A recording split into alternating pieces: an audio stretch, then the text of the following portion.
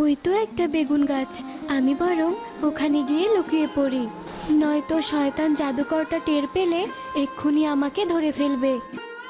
পরে উড়ে উড়ে একটি বেগুন গাছের ফুলের মধ্যে ঢুকে পড়ল। তখনই এক শয়তান জাদুকর সেখানে এলো। কোথায় কোথায় গেল পরীটা? না না, ওকে কোনোভাবেই হাতছাড়া করা যাবে না।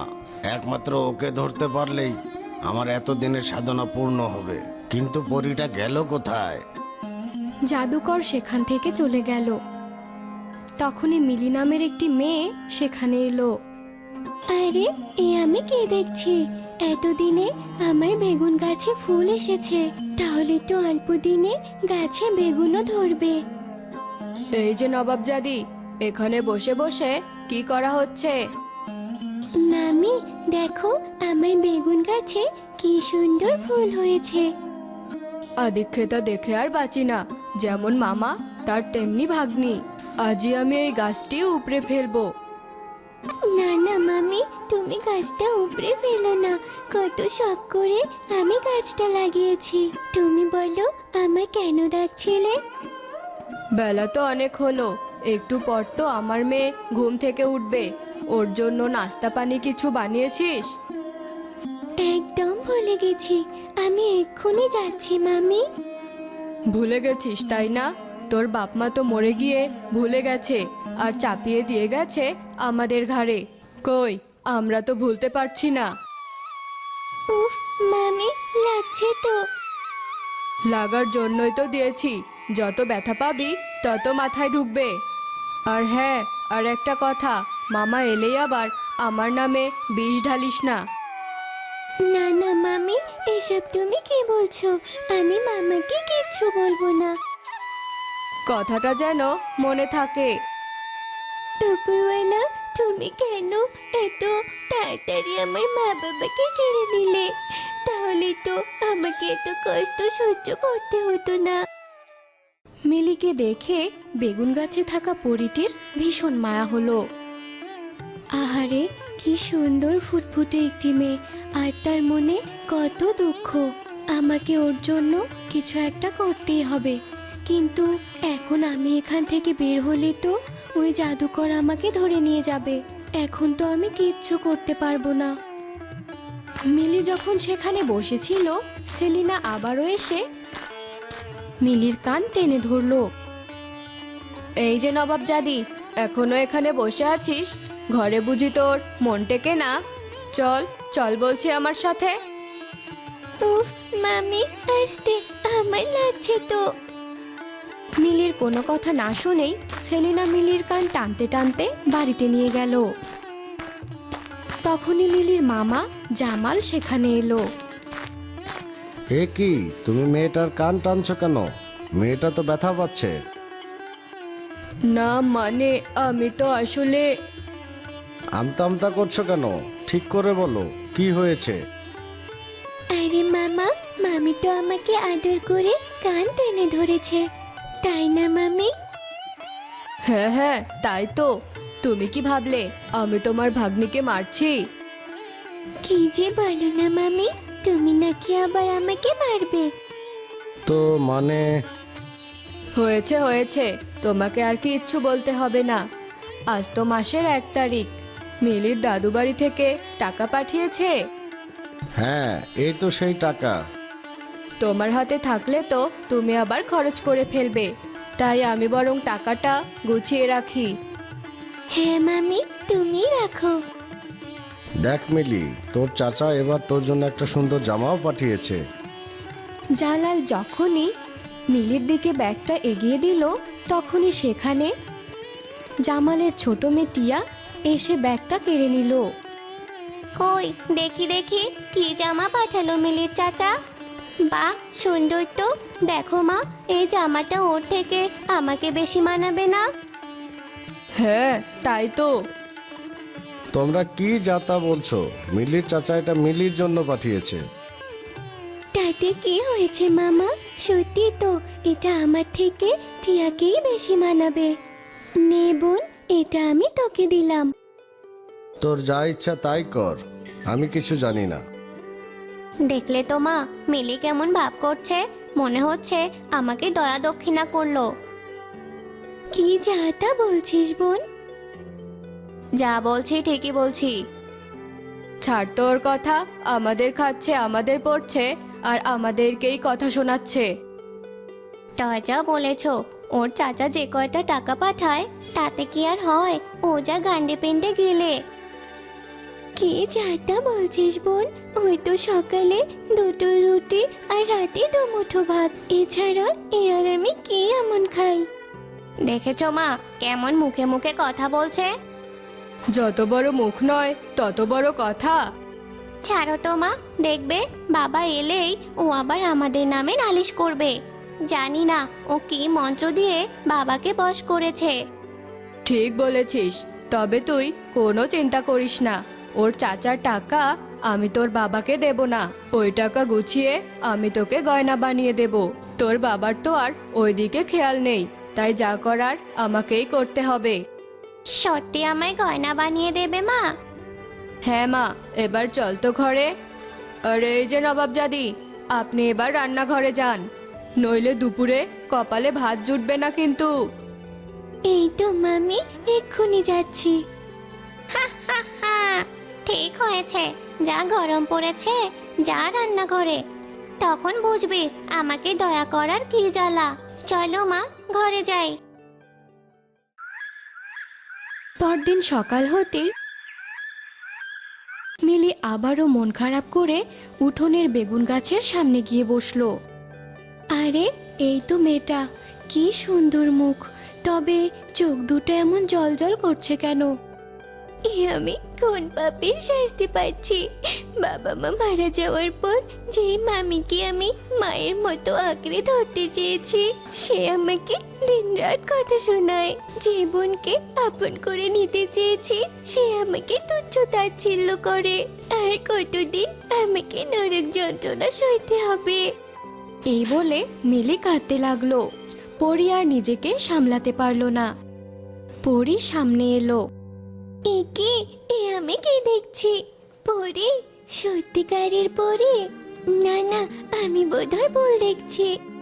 না না, তুমি যা দেখছো একদম সত্যি, আমি সত্যিকারের পরি। কিন্তু তুমি এখানে এলে কি করে?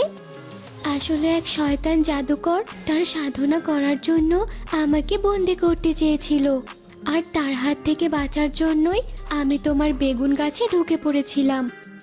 সে কি? তাহলে তুমি বেরিয়ে এলে কেন? ওই জাদুকর যদি আবার চলে আসে? না মিলি, ও আর আসবে না, কারণ অমাবস্যার রাত পেরিয়ে গেছে। ওর শক্তি আমার উপরে আর কাজ করবে না। ও আচ্ছা, তাহলে এবার তুমি তোমার নিজের ঘরে ফিরে যাও। হ্যাঁ, ফিরে তো আমি যাবই, তবে তার আগে তোমার মামি আর তোমার মামাতো বোনকে শিক্ষা দিয়েই যাব। আমার মামি আর মামাতো বোনের কথা তুমি কি করে জানলে? তুমি যখন বেগুন গাছের কাছে বসে কাঁদছিলে, আমি তখন সব শুনেছি। তাই তো আমি ঠিক করেছি ওদেরকে আমি শিক্ষা দেবই দেব। না না, তুমি ওদের কোনো ক্ষতি করো না। শত হলেও ওরা তো আমার আপনজন। না মিলি, তুমি ওদেরকে আপনজন ভাবলেও ওরা তোমাকে মোটেও আপনজন ভাবে না। তবুও দয়া করে তুমি ওদের কোনো ক্ষতি করো না। মিলি আর পরি যখন কথা বলছিল, ঠিক তখনই সেখানে সেলিনা চলে আসলো। সেলিনার কথা শুনে পরি আবারও বেগুন গাছের মধ্যে ঢুকে পড়লো। এই যে নবাবজাদি, সকাল সকাল কার সাথে এত কথা বলা হচ্ছে? কই মামি, কেউ তো নেই। বললেই হলো, তা তোর মরা মা এসেছিল নাকি? সত্যি করে বল, কে এসেছিল, নইলে কিন্তু এক্ষুনি চুলের মুঠি ধরে ছিঁড়ে ফেলবো। সেলিনা যখনই মিলির চুলে হাত দিল, তখনই পরি তার জাদু শক্তি দিয়ে সেলিনার হাত ভেঙে ফেললো। ওরে বাবা, মরে গেলাম, হাতটা বুঝি ভেঙে গেল। কি হয়েছে মা, তুমি এমন চেঁচাচ্ছ কেন? এই নবাবজাদির চুলে হাত দিতেই আমার হাতটা কেমন ভেঙে গেল। কি, ওর এত বড় সাহস তোমার হাত ভেঙে দিয়েছে? দাঁড়াও, আজ আমি ওকে দেখাচ্ছি মজা। খবরদার, খবরদার টিয়া, আমার গায়ে হাত তুলবি না, নইলে কিন্তু। কি কি বললি তুই? দেখেছ মা, আমাকে কেমন শাসাচ্ছে। যত বড় মুখ নয় তত বড় কথা। আমি তোর ভালোর জন্যই বলছি টিয়া, আমার গায়ে হাত তুলিস না। কেন? কি করবি তোর গায়ে হাত তুললে? এই তো আমি তোর গায়ে হাত তুলছি, দেখি তুই কি করিস। ওরে বাবা, আমার হাতটাও বুঝি ভেঙে গেল। মা, এই মেয়ে নির্ঘাত জাদু জানে, ব্যথায় মরে গেলাম। আমি তো তোকে নিষেধ করলাম, কিন্তু তুই তো আমার কথা শুনলি না। দেখি হাতটা। খবরদার মিলি, তুই আমার গায়ে হাত দিবি না। বলা তো যায় না, তুই আবার আমাকে মেরে ফেলবি। কি হয়েছে বেলি? সকাল সকাল এত চিৎকার চেঁচামেচি কিসের? ওই তো মিলির মামা এসেছে, আজকে তাকে সবটা বলতেই হবে। ওই যে ভাগ্নি দরদি মামা চলে এসেছে। কি আর হবে, আমরা তোমার ভাগ্নিকে মারছিলাম, উল্টো আমাদেরই হাত ভেঙে গেছে। এ কি, আমি এমন সত্যি কথা বলছি কি করে? কি কি বললে তুমি? মারবো না তো কি করব? সকাল সকাল কাজ না করে ওর কেন এত টই টই করে বেড়ানো? কাজগুলো কি ওর মরা মা এসে করে দেবে? হায় হায়, এইসব আমি কি বলছি? কি বললি তুই? তার মানে বাড়ির সব কাজ তোরা মিলিকে দিয়ে করাস? না না মামা। কি এমন নানা করছিস? যা সত্যি তাই তো বলছি। থাকছিস, পড়ছিস, আর কাজ করবি না? সেলিনা নিজের মুখ চেপে ধরলো, তবুও তার সত্যি কথা যেন মুখ থেকে বেরিয়ে আসতে চাইছে। শুধু তাই নাকি? বলো মা, ওর চাচার পাঠানো টাকা দিয়ে তুমি আমার গয়না বানিয়ে দেবে? এইসব আমি কি বলছি? আমার মুখ থেকে এমন সত্যি কথা বেরিয়ে যাচ্ছে কেন? টিয়া আর সেলিনার কথা শুনে জামাল অনেক রেগে গেল। চুপ, একদম চুপ। আজ আমার নিজেরই লজ্জা হচ্ছে যে তুই আমার মেয়ে। ভালোই হয়েছে তোর হাতটা ভেঙে গিয়ে, হাত আজকে আমি নিজেই ভেঙে দিতাম। মামা, তুমি শুধু শুধু ওকে মারলে কেন? মা, ওদের জন্য মায়া করিস না, ওরা যে খুব নির্দয়। আর এই যে সেলিনা, তুমি এতদিন বলতে মিলিকে তোমার মেয়ের মতো দেখো, এই তার নমুনা। আজ যা হয়েছে ভালোই হয়েছে। এতই যেহেতু তোমাদের ক্ষোভ, আগেই বলতে মিলিকে আমি ওর চাচার কাছে পাঠিয়ে দিতাম। পাঠিয়ে দিলে কি আর বিনা বেতনে কাজের লোক পেতাম? আর মাসে মাসে ওর চাচার পাঠানো টাকা সেটাই বা কে দিত? আজ আমার কি হলো? মুখ দিয়ে এমন সত্যি কথা বের হয়ে আসছে কেন? ছি ছি, তুমি এত পাষাণ্ড! সামান্য কিছু টাকার জন্য তুমি এত নিচে নেমেছো? বেশ, আজই তুমি তোমার মেয়েকে নিয়ে আমার বাড়ি থেকে বেরিয়ে যাও। আজ থেকে আমার বাড়িতে তোমাদের কোনো আশ্রয় নেই। কি বলছো তুমি? ওই এতিমটার জন্য আমাদেরকেই বাড়ি থেকে তাড়িয়ে দেবে? না না মামা, তুমি এ কাজ বললেও করো না। আমার যেহেতু কোনো সমস্যাই নেই, তাহলে তুমি কেন এমন করছো? তাছাড়া বিশ্বাস করো, কাজ করতে আমার একটুও কষ্ট হয় না। দয়া করে তুমি আমার জন্য মামিদেরকে তাড়িয়ে দিও না। আমি বরং চলে যাচ্ছি। দেখলে তো, যে মেয়েটাকে তোমরা এতদিন এত কষ্ট দিয়েছো, সেই আজ তোমাদের জন্য আমার কাছে ভিক্ষা চাচ্ছে। মিলির কথা শুনে সেলিনা ও টিয়া নিজেদের ভুল বুঝতে পারলো। আমাকে তুমি ক্ষমা করে দাও, টাকা ও ক্ষমতার লোভে আমার হিতাহিত জ্ঞান ছিল না। দয়া করে তুমি আমায় তাড়িয়ে দিও না। হ্যাঁ বাবা, আমিও আমার ভুল বুঝতে পেরেছি। দয়া করে তুমি আমাদের তাড়িয়ে দিও না। আমার কাছে না, ক্ষমা যদি চাইতেই হয় তোমরা মিলির কাছে চাও। একমাত্র ও চাইলে তোমরা এই বাড়িতে আশ্রয় পাবে। আমায় তুই ক্ষমা করে দে মা। না বুঝে আমি তোর উপর অনেক অন্যায় করেছি, কিন্তু আর না। আজ থেকে তুই আমার বড় মেয়ে, আর টিয়া ছোট। ছি ছি মামি, আমার কাছে ক্ষমা চেয়ে আমায় আর লজ্জা দিও না। মা মরে যাওয়ার পর থেকে তোমাকেই তো আমি মা ভেবেছি। হ্যাঁ বড় আপু, আমাকেও তুই ক্ষমা করে দে। বড় আপুর কাছে ক্ষমা চাইতে আছে নাকি? সাথে সাথে সেলিনা ও টিয়ার ভাঙা হাত ঠিক হয়ে গেল। একই, আমার হাত ঠিক হয়ে গেছে। আরে তাই তো, আমার হাতও তো ঠিক হয়ে গেছে। বুঝেছি, যা হয়েছিল তা হয়তো উপরওয়ালারই নির্দেশ। সেলিনা মিলিকে জড়িয়ে ধরলো। আমার কাজ শেষ, এখন আমাকে ফিরে যেতে হবে পরীর রাজ্যে। পরে বেগুন গাছ থেকে বেরিয়ে আকাশে উড়ে গেল। আর মিলিও সেটা দূর থেকে দেখে পরীকে মনে মনে ধন্যবাদ জানালো। গত পর্বে আপনারা দেখেছেন অপর্ণার কাকা অপর্ণাকে গুহা থেকে জোর করে ধরে এনে গ্রামের মোড়ল মশাইয়ের সাথে বিয়ে দিচ্ছিল। এমন সময় বাঘ এসে সেখানে হামলা করে আর অপর্ণাকে সেখান থেকে নিয়ে যাচ্ছিল।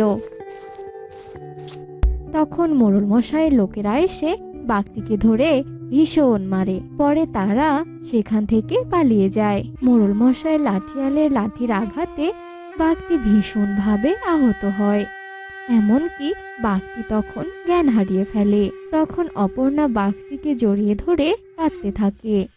ওঠো বাঘ, তুমি ওঠো, তোমার কিচ্ছু হবে না, আমি তোমাকে যেভাবেই হোক সুস্থ করে তুলবো। কিছুক্ষণ পর বাঘের জ্ঞান ফিরে আসে আর বাঘটি চোখ মেলে তাকায়। ও, ব্যথায় মনে হয় সারা গা ফেটে যাচ্ছে, আমি আর উঠে দাঁড়াতে পারবো না। পারবে, তুমি পারবে, তোমাকে যে পারতেই হবে, তুমি একটু চেষ্টা করে দেখো না। এরপর বাঘটি কোনো রকমে সেখান থেকে উঠে দাঁড়ায়। চলো বাঘ, আমরা আবার জঙ্গলে ফিরে যাই।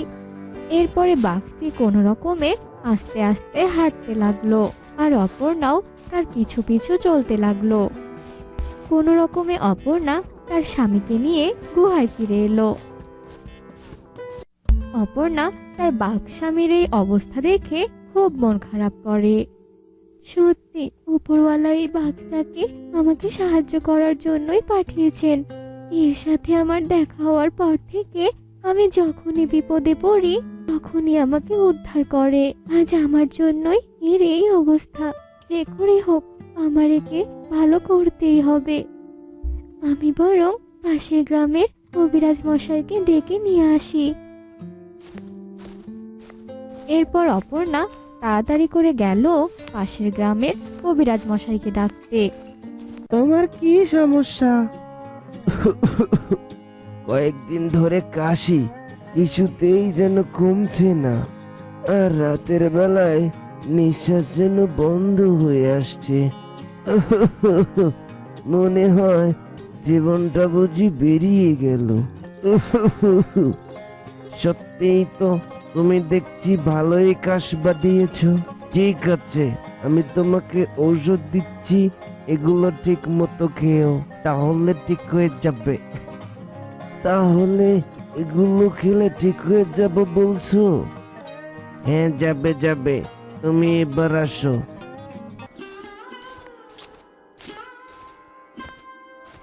কি হয়েছে মা তোমার? তুমি এত কাঁদছো কেন? আমার কিছু হয়নি কবিরাজ মশাই, কিন্তু আমার একটি বাঘ বন্ধু রয়েছে, সে খুবই অসুস্থ। বাঘ? বাঘ আবার মানুষের বন্ধু হতে পারে? হ্যাঁ কবিরাজ মশাই, সত্যি সে আমার অনেক ভালো বন্ধু। কিন্তু আমি তো মানুষের চিকিৎসা করি, তোমার বাঘ বন্ধুর চিকিৎসা আমি কিভাবে করব? আপনি একবার চলুন না কবিরাজ মশাই, দেখুন না, ও যে খুব আঘাত পেয়েছে আর সে খুবই অসুস্থ। এত করে যখন বলছো, তো চলো দেখে আসি। অপর্ণার কথা শুনে কবিরাজ মশাই অপর্ণার সাথে সেই গুহায় আসে।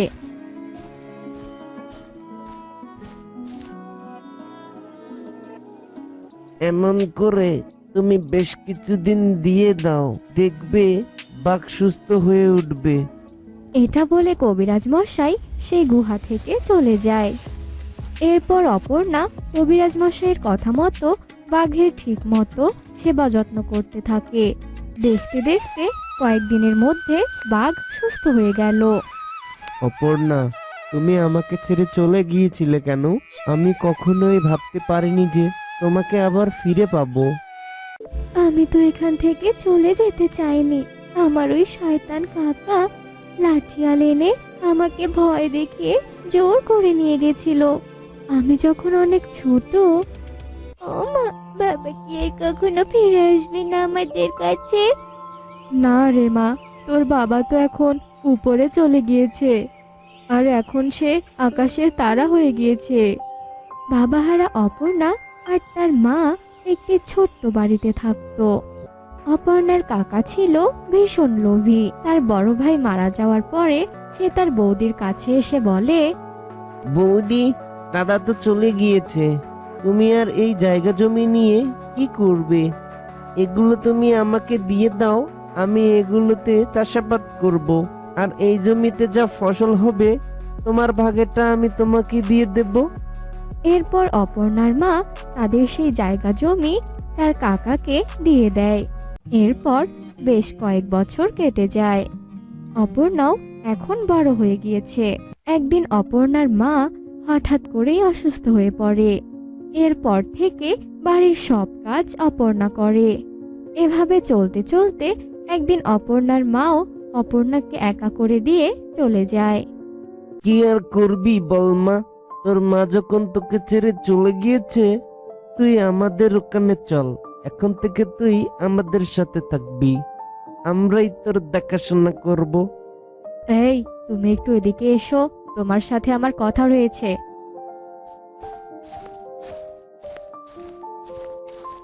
তুমি ওই মেয়েটাকে আমাদের ওখানে নিয়ে গিয়ে কি করবে? হ্যাঁ, এমনিতেই তো আমরা চলতেই পারছি না, তার মধ্যে একটা বাড়তি বোঝা নিচ্ছ কেন? হ্যাঁ, এমনিতেই তো ওদের সব জমি জায়গা আমরা ভোগ করছি। আর গ্রামের মোড়ল মশাই কয়েকদিন ধরে আমাকে বলছে যে ওর সাথে যদি মোড়ল মশাইকে বিয়ে দিতে পারি তাহলে আমাদেরকে আরো 10 বিঘা জমি লিখে দিবে আর অনেক টাকাও দিবে। সেটা তো তুমি আগে কখনোই বলনি। চলো চলো, ওকে নিয়ে চলো।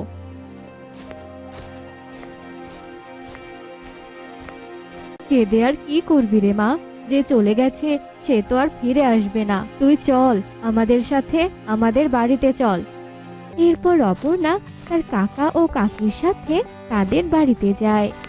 কিছুদিন পরই অপর্ণার কাকা অপর্ণার কাকির সাথে কথা বলছিল, আর অপর্ণা সেই কথা পাশে দাঁড়িয়ে শুনছিল। আমি বলি কি, সামনে ভালো একটা দিন দেখে অপর্ণার সাথে মোড়ল মশাইয়ের বিয়েটা দিয়েই দেই, কি বলো? হ্যাঁ হ্যাঁ, তাড়াতাড়ি আপদটাকে বিদায় করো তো, আমার আর ভালো লাগছে না। অপর্ণা এই কথা দূর থেকে শুনতে পায়, আর সে মনে মনে খুবই কষ্ট পায়। মা বাবা চলে যাওয়ার পরে আমি ভেবেছিলাম এরাই আমার আপনজন, কিন্তু উপরওয়ালা তুমি আমাকে কেমন আপনজন দিলে, যারা নিজেদের স্বার্থের জন্য আমাকে এক বুড়োর সাথে বিয়ে দিতে চাইছে। আমি আজকে বাড়ি থেকে পালিয়ে যাব। তারপর আমি কাকার বাড়ি থেকে পালিয়ে জঙ্গলে চলে আসি। আর এখন তোমাকে সম্পূর্ণ সুস্থ দেখে সত্যি আমার খুব ভালো লাগছে। আর আমি তোমাকে আজকে একটা সত্যি কথা বলি, শোনো।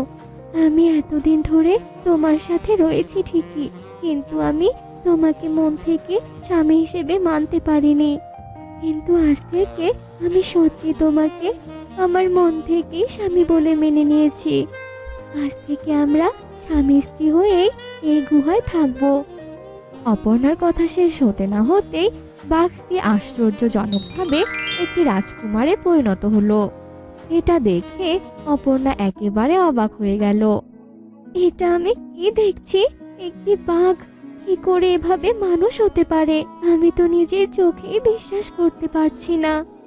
হ্যাঁ কুমারী রানী, আমি কোনো বাঘ নই, আমি পঞ্চগড় রাজ্যের রাজকুমার। আর তুমি হলে পঞ্চগড় রাজ্যের কুমারী রানী।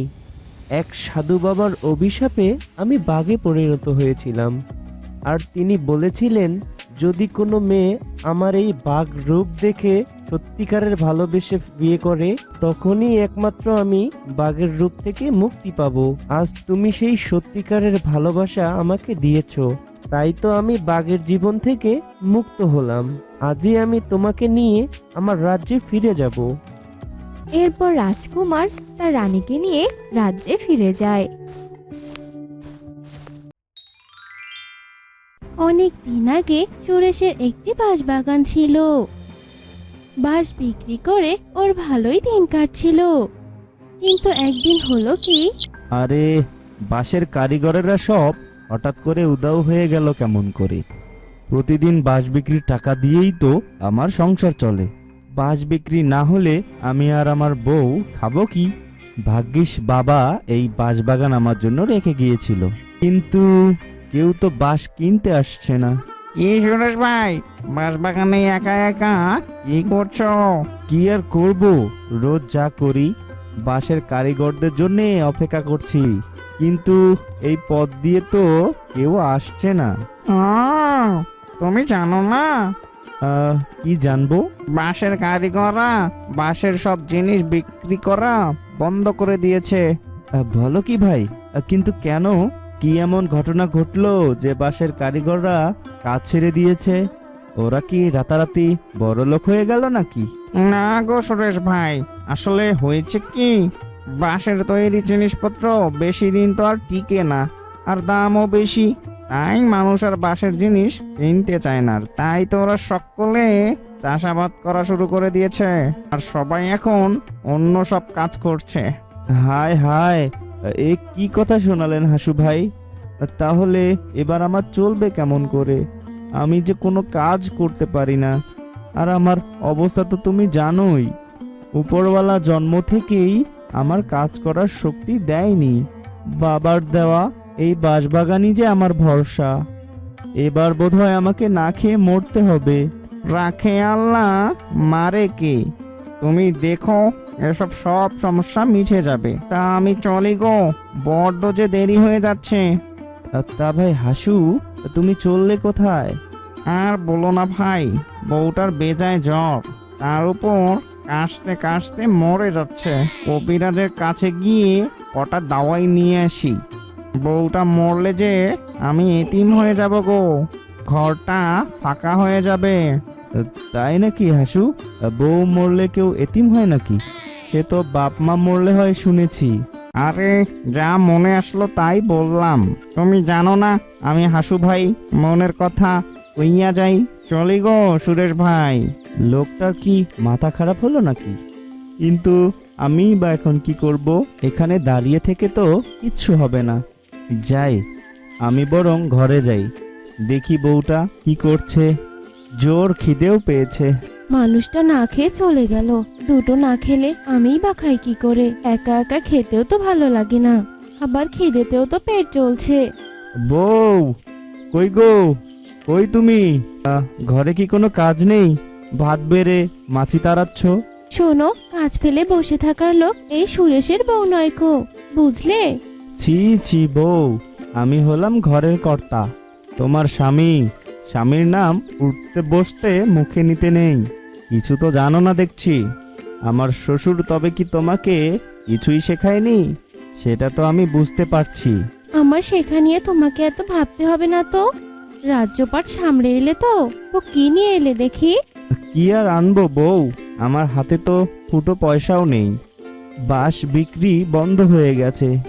ও পাড়ার হাসু বলল কারিগররা নাকি বাঁশ দিয়ে আর কিছু বানাবে না।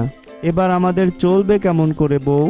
আচ্ছা, সেসব পরে দেখা যাবে, আগে দুটো মুখে দাও তো। ইস, শুধু নুন আর পেঁয়াজ লঙ্কা দিয়ে ভাত, এমন ভাত খাবো কেমন করে? একটু কি তরকারিও নেই? না গো, বাঁশবাগানে যখন গেলে কিছু কচি বাঁশকুড়ুল আনতে পারতে তো। বাঁশকুড়ুলের তরকারি দিয়ে মজা করে ভাত খাওয়া যেত। তাহলে ভাত রেখে দাও, আমি বরং যাই, কটা বাঁশকুড়োল খুঁজে নিয়ে আসি। এই ভর দুপুরে তুমি বাঁশবাগানে যাবে? তাতে কি আছে, আমি যাব আর আসবো। সুরেশ আবার বাগানে এলো, কিন্তু বাগানে এসে কারো একটা কান্নার আওয়াজ পেল। কে কে ওখানে? কে কাছে অমন করে? কার আবার কি হলো? কে আছে? আমি গো আমি, আমার মনে বেজায় দুঃখ, তাই বসে বসে কাঁদছি গো। কি হয়েছে আপনার? আমি কি আপনাকে কোনো কাজে সাহায্য করতে পারি? না, কেউ আমায় সাহায্য করতে পারবে না, তুমিও না। আসলে মানুষ মানেই স্বার্থপর, তারা তাদের স্বার্থের বাহিরে কিছু বুঝতে পারে না। আহা, বলোই না, কেন কাঁদছো তুমি? পাশের গ্রামেই আমার ঘর। আমার একমাত্র নাতনি রিমলি, ওর বাবা মা কেউ নেই। হুট করে কাল রাতে আমিও মরে গেছি। মা বাবা মরা নাতনিটাকে আমার দেখার কেউ নেই। তুমি বললে তোমার নাতনিকে আমার বাড়িতে এনে রাখবো বুড়িমা। আমাদের তো ছেলেপুলে নেই, দুটি প্রাণীতেই থাকি। আমার বউ একটু রাগী, তবে মানুষটা অনেক ভালো। তবে আমারই তো নুন আনতে পান্তা ফুরায়, তবুও অভাবের সংসারে আমি ওর উপরে তবুও কোনো কষ্ট আসতে দেব না। তুমি সত্যি বলছো বাবা? হ্যাঁ গো বুড়িমা, আসলে আমার শরীরে কোনো শক্তি নেই কাজ করার, এই বাঁশ বাগানই সম্বল। তবে আজকাল বাঁশের বিক্রিও কমে গেছে। ও তুমি ভেবো না, তবে আমি এখনই রিমলি তোমার নাতনিকে আমার বাড়িতে নিয়ে আসব। সেদিন সুরেশ রিমরিকে নিয়ে তার বাড়িতে আসে। ওগো, এ তুমি কাকে নিয়ে এলে? ওর নাম রিমলি, বড্ড দুঃখী মেয়ে বউ, তাই ওকে সাথে করে নিয়ে এলাম। আমাদের ঘরে তো কোনো সন্তান নেই, ওকে নিয়েই না হয় আমাদের জীবনটা কাটুক। এ তুমি কি বলছো গো? এক গাছের ছাল আরেক গাছে লাগে নাকি? এতে তুমিই কষ্ট পাবে। মা, ও মা, তুমি বাবাকে বকো না মা। আমি কোনোদিন মা বাবাকে দেখিনি। বাবা বলেছে বাবাই আমার বাবা, আর তুমি আমার মা। আমি চলে যাচ্ছি মা, তুমি বাবাকে বকো না। কি বললি তুই? তুই আমাকে মা বলে ডাকলি? আয় মা, আমার কাছে আয়। আমাকে আরো অনেকবার মা বলে ডাক শোনা মেয়ে। মা, মা, মা, তুমি সত্যি আমার মা হবে? হ্যাঁ রে মেয়ে, আমি তোর মা। আয়, মুখটা কত শুকিয়ে গেছে, হাত মুখ ধুয়ে দুটো খেয়ে নে তো দেখি। তবে হ্যাঁ, আর যদি কোনোদিনও চলে যাওয়ার কথা বলিস, আমার চেয়ে খারাপ আর কেউ হবে না। হ্যাঁ মা, আর বলবো না। রিমলিকে নিয়ে বেশ হাসি খুশিতে সুরেশ ও তার বউয়ের দিন কাটছিল। কিন্তু একদিন হলো কি, সুরেশ বাঁশবাগানে বসে কাঁদছিল। কি হয়েছে বাবা, তুমি কাঁদছো কেন? এ কটা দিন কোনো রকমে কেটে গেছে বুড়িমা, কিন্তু আজ আমাদের ঘরে কোনো খাবার যে নেই, আর বাগানে কোনো বাঁশ কোরলও নেই। আমরা বড় বড় দুটো প্রাণী না হয় পানি খেয়ে কাটিয়ে দেব, কিন্তু রিমলি, ও যে বড্ড ছোট্ট একটা মেয়ে। তুমি বাঁশবাগানে আলুর চাষ করো, তোমার আর কখনো খাবারের অভাব হবে না বাবা। এই মাটিতে তো আলুর ফলন হয় না বুড়িমা, তার উপর বাঁশবাগানের এত ছায়ায় কোনো ফসলই যে জন্মাবে না, বাঁশের শেকড় তা জন্মাতে দেবে না। তুমি এসব নিয়ে ভেবো না, যা বলছি তাই করো, তাতেই তোমার মঙ্গল। আমি তো চাষ করতে জানি না। সমস্যা নেই, ওই যে দেখো দূরে একটা কোদাল আছে, তুমি ওটাতে হাত রাখলেই জমি তৈরি হয়ে যাবে। আর আলুর বীজ এনে লাগিয়ে দাও, তারপর দেখো কি হয়। পুরীর কথা শুনে সুরেশ কোদালে হাত দিতেই জমি আপনা আপনি তৈরি হয়ে গেল। কিন্তু অসুবিধে হলো বীজ কেনা নিয়ে। সুরেশ খুব মন খারাপ করে ঘরে ফিরলো। ওগো, একটা বাঁশও যে বিক্রি করা হলো না, ঘরে যে একদানা চালও নেই। মেয়েটা যে খিদে পেটেই ঘুমিয়ে পড়লো। এই ছুরিটা নিয়ে যাও, এটা বিক্রি করে কিছু খাবার নিয়ে এসো।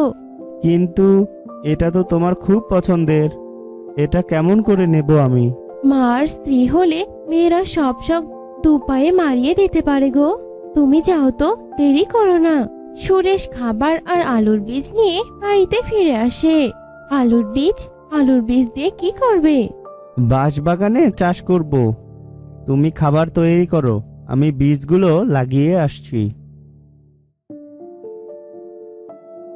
এভাবে বেশ কিছুদিন চলে যায়। আলুর গাছগুলো শুকিয়ে যায়। এত যত্ন করলাম, তবুও গাছগুলো শুকিয়ে গেল। হায় উপরওয়ালা, এ তোমার কেমন বিচার? আমাদের দুঃখের দিন কি কখনোই শেষ হবে না? সুরেশ, তুমি কাঁদছো কেন বাবা? তোমার ক্ষেত থেকে আলু তুলে নাও, আর আলু তোলার পর জমি পরিষ্কার করে দিলেই আবারও আপনা আপনি আলু জন্ম নেবে। এভাবেই তোমার আর কোনো অভাব থাকবে না বাবা। ধন্যবাদ বুড়িমা, আপনি যা করলেন তা কেউ করে না কারো জন্য কখনো। আমার রিমলি তোমাদের সাথে সুখেই আছে, এতেই আমার শান্তি। যাও, সুখে দিন কাটাও। বিদায়। সুরেশ বাগানে আলু চাষ করে অনেক লাভবান হলো। সে অনেক আলু পেল, আর সব বিক্রি করে ও ধনী হয়ে গেল।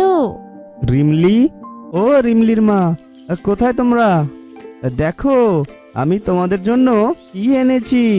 কি এনেছো বাবা? নে মা, এতে তোর জন্য নতুন জামা আছে। আর বউ, এতে তোমার জন্য কাপড় আছে। লাল টুকটুকে একটা শাড়ি এনেছি গো। আর এই নাও, এই যে তোমার চুড়ি। এটা না বিক্রি করে দিয়ে